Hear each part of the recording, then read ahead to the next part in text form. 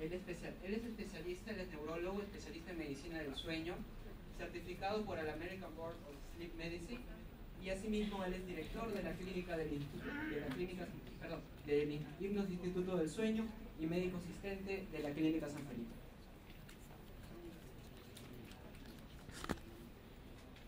Muchas gracias y muy buenas noches. Agradecemos su participación. Estas conferencias que son sumamente interesantes nos han permitido ver desde la epidemiología, que como vemos afecta a una parte muy importante de nuestra población, tanto adultos como niños, con énfasis en determinados grupos, como tienen que hacer con el adulto mayor. Y hemos puesto particular énfasis en este año en esta ecuación saludable, sueño reparador más buena respiración. Hemos visto la gran importancia que tiene el sueño y eso va quedando como una idea bastante consistente. Y en relación a la respiración existe una serie de problemas, pero en particular esta patología que ha sido ya bastante bien descrita en relación al problema del apnea del sueño. Apnea significa asfixia en términos generales. Es la asfixia durante el dormir. Y esta situación que de alguna manera podemos nosotros asumir o de alguna manera atestiguar de una forma un tanto indolente cuando observamos que alguien ronca y ronca fuerte y podemos pensar que el ronquido y su intensidad son directamente proporcionales al buen dormir, realmente a lo que lleva es a un concepto absolutamente errado y que desafortunadamente impide tomar acciones prontas para corregir este problema. Dentro de la magnitud de este problema existe un orden de fenómenos que tienen que hacer en particular con aquello que la asfixia, el apnea durante la noche nos va a restar. Y lo que vamos a ver en los siguientes minutos está enfocado en particular hacia aspectos que tienen que hacer con elementos absolutamente sustantivos para mantenernos adaptados a nuestro entorno y para poder vivir. En esencia, aquello que tiene que hacer con el metabolismo, que es la forma como nuestro cuerpo absorbe los nutrientes a través de los alimentos, los procesa y los encamina hacia funciones que son valiosas para nuestro sostenimiento, y cómo nuestro sistema circulatorio, que comienza con el corazón, se distribuye hacia las arterias, las venas que recogen la sangre del cuerpo y la devuelven hacia el corazón y al pulmón, tienen que funcionar armónicamente, y cómo esta función y este sistema puede verse afectado por esta condición. Entonces, cuando nosotros entendemos y apreciamos algo, realmente es fantástico. Pero usualmente el ser humano tiende a apreciar algo solo cuando lo pierde. Entonces, para poder entender un poco qué es lo que nosotros estamos poniendo en juego, recordemos rápidamente las funciones del dormir. La primera función es la recuperación de energía. Y la recuperación de energía es algo de todo lo cual todos nosotros podemos dar testimonio. Si no dormimos bien, nos sentimos cansados. La relajación muscular define al durmiente. Nosotros podemos identificar a alguien que duerme, como lo hemos podido ver aquí en algunas personas en primera fila que han estado tesudamente luchando contra la posibilidad de quedarse dormidos, ¿okay? Pero vemos que relajan los músculos, la cabeza cae y el hecho de no dormir bien también conlleva a despertar adolorido. La regulación neurovegetativa. ¿Qué es el sistema neurovegetativo? Es una parte interna de nuestro cuerpo que no depende de la voluntad, pero que regula funciones extremadamente finas e indispensables. ¿Como cuáles? Sudar, los latidos de nuestro corazón, el movimiento del intestino, la capacidad de segregar saliva, el movimiento de la vejiga, y todas ellas son funciones absolutamente primarias, que en la medida que nosotros no durmamos bien, se van a ver afectadas. La regulación hormonal, en términos sencillos, las hormonas que sintetizan tejido se producen durante la noche. Y las hormonas que destruyen el tejido para transformarlo en energía que utilizamos para estar despiertos, se da durante el día.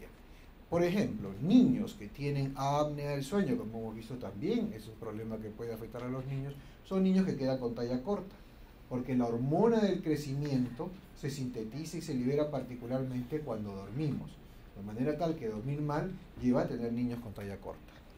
La temperatura es regulada también a través del sueño, y el sueño regula la temperatura. Para nosotros poder dormir bien necesitamos descender nuestra temperatura. Como ha sido mencionado en el acápite de higiene del sueño, si hacemos ejercicio muy tarde, eso nos activa porque eleva la temperatura corporal y no nos permite dormir.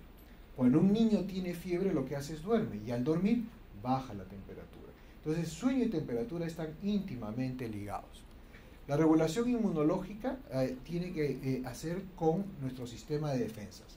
Las defensas, que son este sistema inmunológico, tienen funciones que son absolutamente preciosas. La primera es protegernos contra las infecciones.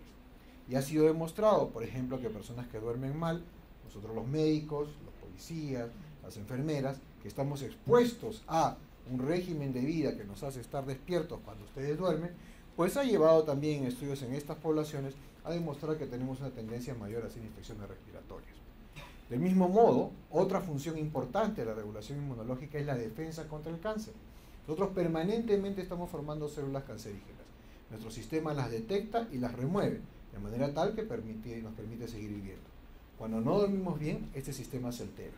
Y hace alrededor de 3 o 4 años, estudios estadísticos hechos en personas con cánceres encontraron que estas personas tenían una mayor frecuencia de haber dormido mal mucho tiempo atrás. Y quizás, lo ponemos todavía dentro de una hipótesis, no una afirmación totalmente cabal, quizás algunos cánceres pudieran encontrar parte de su mecanismo de origen en el hecho de no dormir bien. Finalmente, no por último, menos importante, de memoria y aprendizaje. Si nosotros no dormimos, no aprendemos. En el día nosotros vamos acumulando experiencia. Todo esto que estamos haciendo acá van llegando ideas que uno trata de ir recordando. ¿Okay?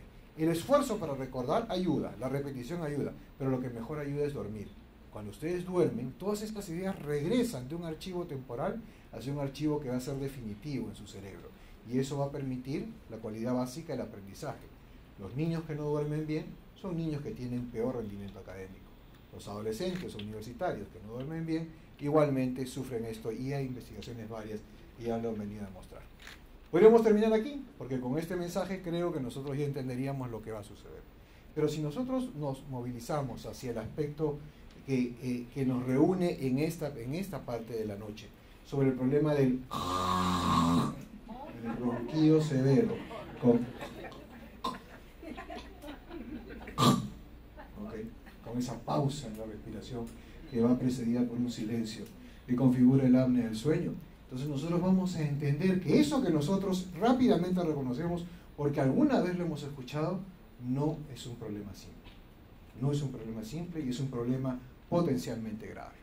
Una persona puede comenzar roncando, simplemente en la posición, roncas de espalda. Luego roncan de lado y de espaldas. Luego, esos ronquidos comienzan a generar despertares, de los cuales no somos conscientes. No somos conscientes porque son despertares muy cortitos, pero que nos restan cabalidad de reposo. Por tanto, hacen que estemos fatigados y cansados en el día. Últimamente, ese problema de despertares se acompaña luego de disminución en la oxigenación, cuando aparece la asfixia. Entonces, sobre esta historia natural, hay una serie de elementos que son riesgos. Y como todas las condiciones que nosotros buscamos identificar en términos de crear una estrategia que sea costo-beneficio adecuada, es decir, identificar en qué personas esto puede ser más importante, tenemos aquí algunas características. Los varones, aquellos que van ganando en edad, las mujeres en estado posmenopáusico, ciertos grupos raciales, los afrodescendientes, aquellos que fuman, aquellos que toman alcohol. Y mientras más vistos obtenemos en esta asociación, pues más veces nos vamos a acercar a la chance de poder tener problemas de sueño. Y entre los más importantes, como ha estado señalado en este gráfico, está la obesidad y el sobrepeso. Nosotros tuvimos una oportunidad de hacer una evaluación entre pacientes peruanos que fueron estudiados en nuestro centro hasta hace algunos años atrás. Y en esencia aquí les presento un gráfico muy sencillo. Entonces, todo lo que le hemos mencionado, desde sobrepeso, obesidad leve, obesidad moderada y obesidad mórbida, se encuentra acá en estas barras. Como ustedes ven, más o menos un 25% de las personas tienen peso normal. Entonces, si bien ciertamente es una asociación que está relacionada con el peso, está asociada con el peso, no es una condición excluyente el hecho de tener peso normal para no tener apnea del sueño. Entonces, son problemas que siempre tienen que llevar a un índice de sospecha. Entonces, ¿quiénes son en particular? Pacientes con sobrepeso, obesos, con problemas en el corazón, con arritmias al corazón, con presión alta que requiere tomar al menos 3 medicinas para controlar la presión. Pacientes diabéticos, pacientes que han tenido infarto al cerebro, poblaciones que tienen por una serie de razones que podemos detallar una mayor frecuencia de tener apnea del sueño. Fíjense, en quienes más despiertos necesitamos tener es precisamente uno de los grupos más afectados por esta condición. Entonces, cosas que debemos verificar y que nosotros podemos verificar no solamente como médicos, sino como personas, como ciudadanos, como miembros de una familia, es preocuparnos por quién. Por el que tiene obesidad, por el que tiene una mandíbula pequeña, pequeñita, muy chiquitita, mandíbula que puede finalmente representar una obstrucción a nivel de la garganta. Personas que se quedan dormidas en el día. Ustedes dirán, bueno, doctor, yo no me quedo dormido en el día, pero sí me quedaría dormido en una conferencia como la suya, porque realmente es muy aburrida. ¿Okay? Entonces, yo lo que tendría que decirles es que si ustedes se quedan dormidos en esta conferencia, en realidad no es responsabilidad mía. Lo que estoy haciendo es desenmascarando la somnolencia que ustedes traen. En otras palabras, somos indulgentes para admitir y decir, bueno, esta circunstancia es aburrida y me quedo dormido. Eso no es así. Eso no es así. No depende solamente de la persona que está parada acá circunstancialmente, sino es un hecho claro que esas circunstancias desenmascaran la somnolencia. Y esa es una condición. Presenta somnolencia diurna. El paciente ronca, no seamos indulgentes con el roncador, particularmente hace pausas en la respiración y particularmente las personas con presión alta. Entonces, estos son elementos sumamente importantes. Cuando trasladamos esto al campo de las enfermedades, ¿sí? Las condiciones, cada uno de nosotros tiene un listado y dice, bueno, sí, doctor, yo he tenido asma, me han operado de las amígdalas, tengo problemas que tengo varices, y cada uno de nosotros tiene una biografía médica. Pues bien, punto importante en esa biografía médica es reconocer algunos aspectos que hoy por hoy se encuentran íntimamente asociados al problema del apnea del sueño. Y eso es lo que le demuestro aquí en estas estadísticas. Personas que toman 3 pastillas o una pastilla que tenga 3 componentes para controlar la presión arterial tienen 80% de chance de hacer apnea del sueño. 1 de cada 3 personas o 1 de cada 3 personas que tiene presión alta tiene apnea del sueño.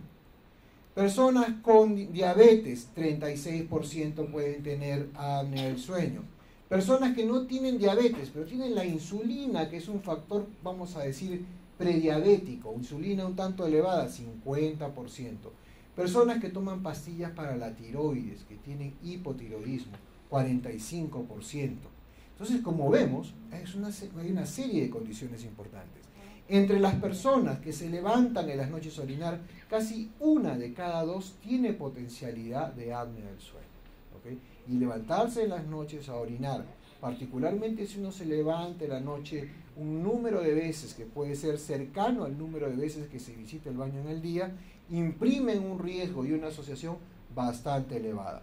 Sin duda, el consumo de alcohol. Entre las condiciones recientemente asociadas con el problema del apnea del sueño, también se encuentra el glaucoma, que es la presión alta en los ojos. Personas que tienen glaucoma, ya de un tipo en particular de ángulo abierto primario, que es una de las formas más frecuentes, tienen hasta un 20% de chance de tener apnea del sueño. Yo me hago la pregunta que comparto con ustedes.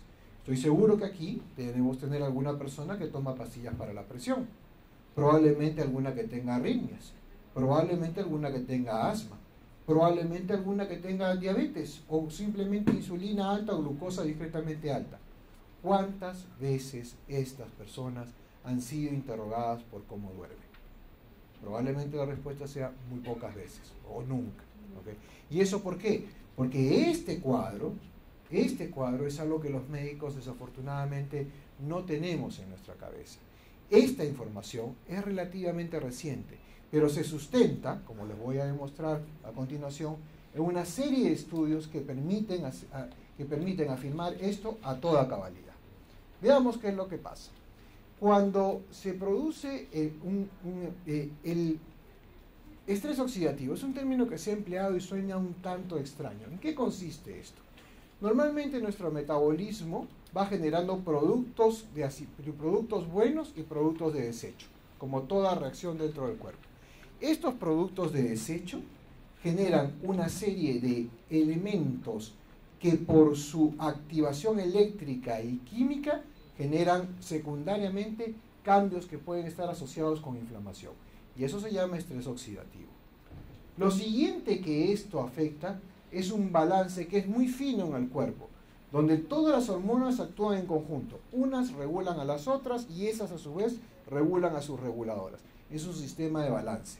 Ese sistema de balance, que puede tener nombres propios, se altera produciendo que la insulina, que es fundamental para que la glucosa que nosotros obtenemos de los alimentos y que normalmente debe ingresar al músculo, al hígado y al cerebro, no lo haga. Y al no ingresar, ¿qué es lo que sucede? La glucosa se queda alta en la sangre. Y cuando la glucosa se queda alta en la sangre se produce diabetes. ¿Okay? Entonces, estos fenómenos se van dando paulatinamente y progresivamente. Todos estos elementos a su vez van a generar cambios que hacen crecer el abdomen, hacen que crezcamos aquí centralmente. Y cuando crecemos centralmente estamos acumulando grasa que es negativa, que finalmente va a generar que esto otra vez se replique, y se replique, y se replique.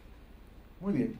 Entonces, en estos elementos, todos estos aspectos, ¿cómo se engarzan y cómo se involucran con el problema del apnea del sueño? De la siguiente manera.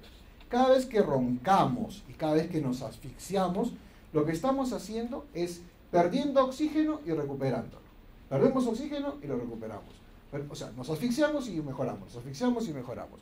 Esto hace que nuestro sistema vegetativo entre en estrés, se asfixia. Entonces descarga gran cantidad de adrenalina. Y la adrenalina es esa sustancia que nos excita, nos activa, que es contraria al hecho de dormir bien. Pues bien, ese incremento de adrenalina lo que va a hacer es afectar otra serie de hormonas que finalmente actúan adversamente sobre nuestro metabolismo. Últimamente, este mismo problema de la asfixia en la noche lo que va a producir es somnolencia. Y cuando tenemos somnolencia somos menos activos. Y cuando somos menos activos, ganamos peso. Secundariamente, cuando tenemos estos problemas, incrementamos el contenido de grasa en el hígado. Y este contenido de grasa en el hígado es un parámetro que va, además de alterar el hígado per se, va a estar asociado con este concepto en donde la insulina comienza a subir como una forma de decirnos, por favor, cambien las cosas. La insulina sube como un efecto promotor para hacer que esa glucosa que no está entrando en la sangre, por fin entre. La insulina se produce en un órgano que se llama páncreas. Si la insulina trabaja mucho o se libera mucho a expensas del trabajo del páncreas, ¿qué es lo que sucede? ¿Qué sucede cuando un órgano trabaja en exceso? Se fatiga, decae y puede morir. Bueno, aquí lo que muere, entre comillas, es el páncreas. Y cuando el páncreas falla, se produce la diabetes. ¿Okay? Otro componente importante está en lo que sucede cuando hay privación de sueño. Cuando hay privación de sueño, aumenta el apetito por una serie de mecanismos químicos y mecanismos psicológicos que se engarzan. Este incremento del apetito que lleva a más sobrepeso, más obesidad. Entonces, todos estos elementos están íntimamente ligados. De manera tal que hoy por hoy, como ya nos fue demostrado anteriormente, el hecho de dormir bien es esencial para poder mantener buen peso. Aquellos que bregamos con nuestro peso históricamente, tenemos dificultades para dormir o tenemos actividades que pueden hacer que nuestro sueño esté recortado. Y si queremos de alguna manera producir una gran epidemia de sobrepeso en una población, lo único que tendríamos que hacer es no permitirles dormir bien. Hoy por hoy sabemos que en la medida que vamos a dormir, dormamos menos de 6 horas, solamente en duración de sueño, vamos a tener una chance de tener el doble en términos de sobrepeso que aquellos que duermen entre 6 y 9 horas. Entonces, tanto la duración en horas de sueño como la calidad al interior del sueño, en este caso mermada por la asfixia recurrente en la noche, van a llevar a un incremento de peso. Y eso es lo que han demostrado grandes estudios. Hay diversos estudios. Este es uno de los estudios más grandes, 2 de los estudios más grandes hechos en el mundo, han sido hechos en Norteamérica, pero en esencial, más allá de estos nombres, creo que los porcentajes son lo interesante. En general, los hombres que tenían una ganancia de peso de más de 10 kilos en el curso del seguimiento de observación en 4 a 5 años, tenían 5 veces más riesgo de tener apneas del sueño más severas. En otras palabras, hay una proporción entre, vamos viendo cómo ganan peso las personas, van haciendo más apneas. En las mujeres, al ganar 10 kilos o más de peso en un lapso de 5 años, el riesgo también de tener apneas del sueño severa era 2.5 veces. Entonces, hay una íntima relación entre tener más peso y a ser más amplias. Del mismo modo, sobre la circunferencia del cuello hay una serie de elementos que se discuten. Es un buen marcador, pero es un marcador aún inespecífico, dado que existen grandes variaciones raciales en relación al perímetro del cuello, que hay que considerar para hacer un análisis global. ¿Qué pasa con la diabetes? Vamos a tomar un momento aquí. Es claro que el metabolismo de la glucosa varía en el transcurso del día. ¿Okay? Cuando nosotros no dormimos bien, y eso lo pueden decir muchas personas que tienen insomnio, ¿qué es lo que hacen? Les da hambre, se levantan en la noche, comen. ¿Okay? Y esto se produce porque se está produciendo un trastorno en el metabolismo. Ese mismo trastorno se produce también con el apnea del sueño. En grandes estudios epidemiológicos, las personas que reportaban tener alteraciones del sueño tenían un riesgo incrementado para diabetes o el metabolismo de la glucosa. Todos estos son listados de los estudios, que lo que en esencia nos demuestran es una relación entre la diabetes y el apnea del sueño. Y es hacia donde las investigaciones se orientan. En general, lo que se ha visto es que si nosotros reducimos el número de horas de sueño por noche, por ejemplo, reducir a solo 4 horas por noche por una semana o 5 horas por noche por 2 semanas, esto puede alterar ya la resistencia a la insulina y ponernos en una condición de estado prediabético.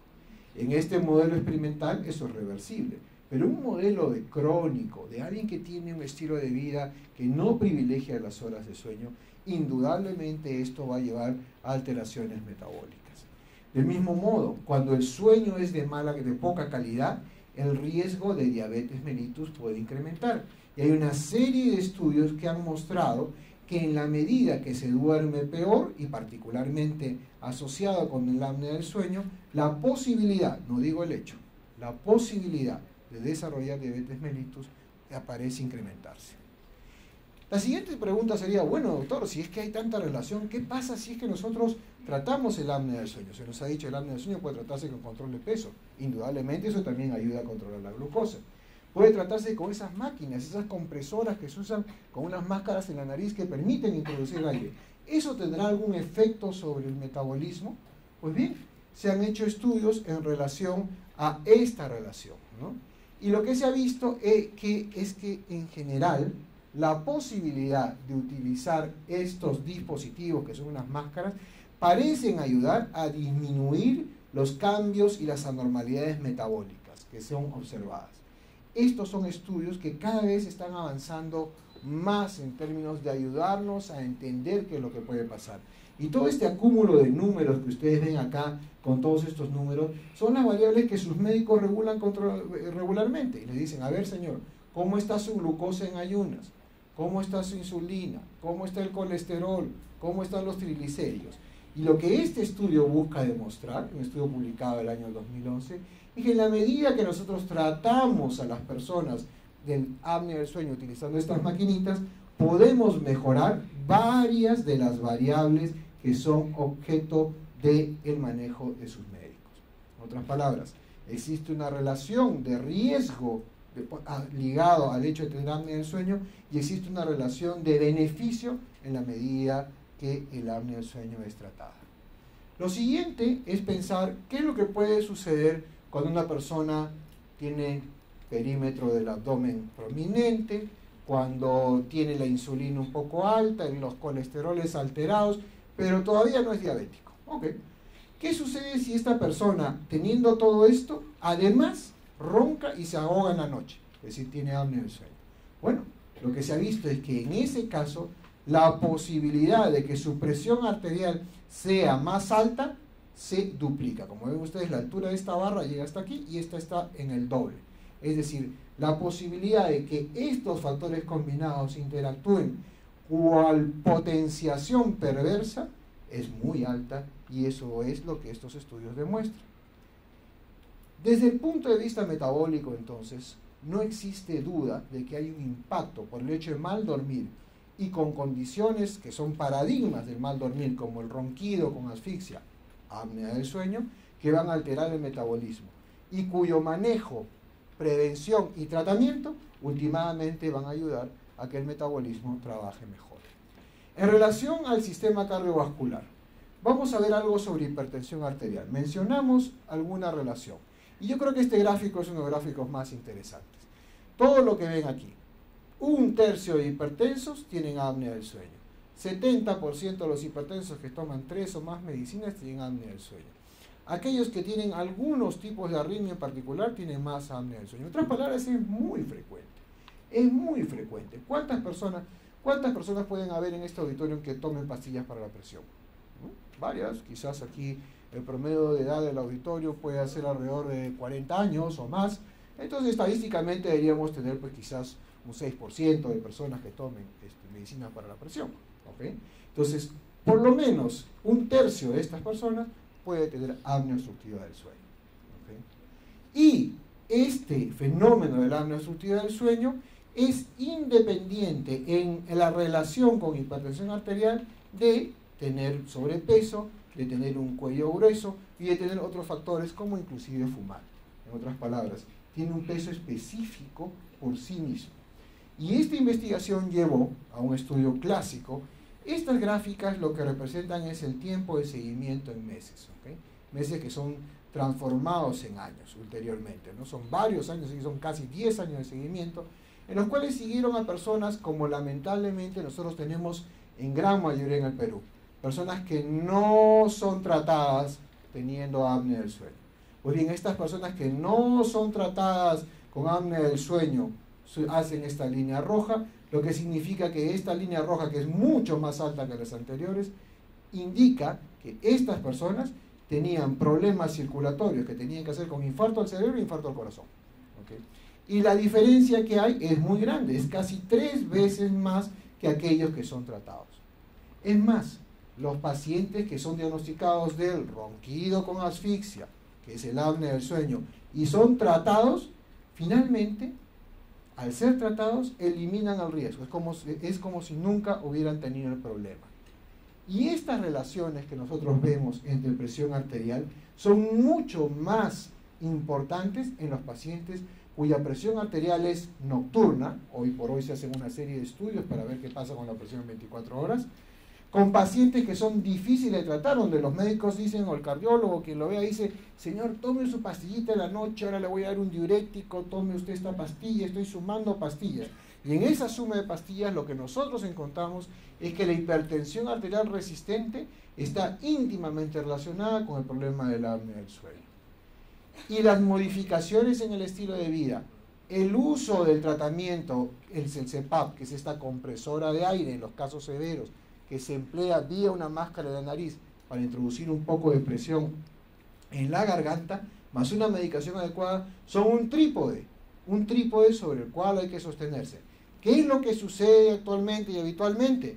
Modificaciones de estilo de vida se propugnan, pero no se apuntan, no se mantienen con firmeza. Lo que hacemos los médicos, damos una medicación, la más adecuada a nuestro juicio y con nuestra experiencia. Y el uso del CPAP casi nunca lo consideramos. En otras palabras, si sabemos que necesitamos una estrategia de 3 aspectos para controlar bien la presión arterial, lo que estamos haciendo al corriente es solamente centrarnos en una. ¿Cuál es el resultado? Somos ineficaces. ¿Qué pasa con el infarto al corazón? Pues bien, el infarto al corazón es más frecuentemente complicado en la medida que tengamos apnea del sueño. Y hay varios estudios que han venido a demostrar eso. Del mismo modo, nosotros tenemos la historia que todos nosotros, quizás, bueno, todos no, pero algunos de nosotros podemos haber escuchado de una persona, mira cómo ronca, mira cómo duerme, mira cómo se murió. No despertó. ¿Okay? La muerte en el sueño. ¿Okay? O eventos circulatorios, son personas que despiertan y de pronto hacia la medianoche despiertan con dolor en el pecho, o bien temprano en la mañana. Este grupo y estas características, particularmente con el despertar a mitad de la noche con dolor en el pecho, sugieren mucho el problema del apnea del sueño como un motor subyacente para producir esto. El cerebro, importantísimo, el cerebro soberano. ¿Okay? El infarto a nivel cerebral está asociado directamente con el apnea del sueño.